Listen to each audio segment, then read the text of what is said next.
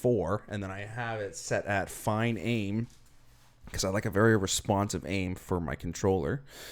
As well, I think there's a couple of character buffs that need to be adjusted. That being said, I'd like to know how you guys set your controller up, because I ask everybody how they set their controller up. I also use the Grenader, where my grenade is set at R1 because I find it way more handy. I tried PC. I have a good gaming rig and everything. I just can't do it. I don't like the old the keyboard bull crap. So, anyways, that being said, I'd like to know what your thoughts are on how you lay your controller out. Some character buffs I'd like to go over.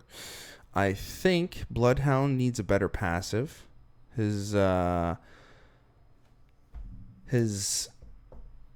is good. The scan is great, but I think you should have a better ability of where they're tracked. But that being said, that's also to go with his ultimate of the seeking everybody.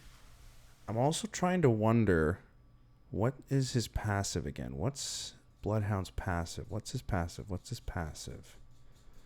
Oh, one sec. Why am I drawing a blank right now? Of course I'm drawing a blank.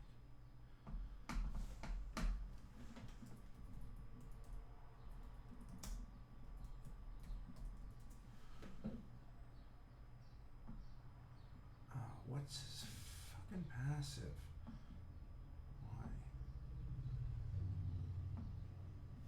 Uno momento, por favor. What's his passive? His passive is tracker. I don't know if I really care for the whole tracker. I think that should just be incorporated into the L1, to be honest with you. I think that needs to be done better.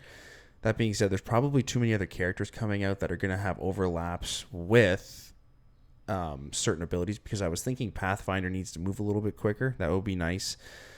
And Fortify my ass. 10% less damage for Caustic and Gibraltar. Still, I foam at the mouth when I see these guys. I'm going to laugh until they add more. But then if they keep adding more, then they're just giving too much of an advantage. I think they need to adjust. I think Caustic's been adjusted perfectly fine. I think the hitboxes could be refined a tad bit better. But I do think Gibraltar's L1 needs to be adjusted. Personally, his L1 with the dome shield isn't very useful. I think maybe there should be more like a shield that sticks around him. Like maybe he should just put a personal bubble that's big enough for all 3 of his teammates to stay in, but he can move around with it, because just stationary, it doesn't help. And I think he could use that bubble to help him heal faster. Now let me know what you think. Sorry for the delay there, because I forgot about the passive for Bloodhound, God help me. As well, I think self-revive takes a little too long when you get the gold knockdown shield. I think it should be around like 6 Mississippis or so. I think it should be longer than a revive. That is right. But I think it's a little bit too long right now, because you need to give these guys a fighting chance. Too many people can see you by the time it happens. Even if you try to get it up, it's very slim that it actually pulls off. I don't know if it's not encouraging to actually have it. They want these guys.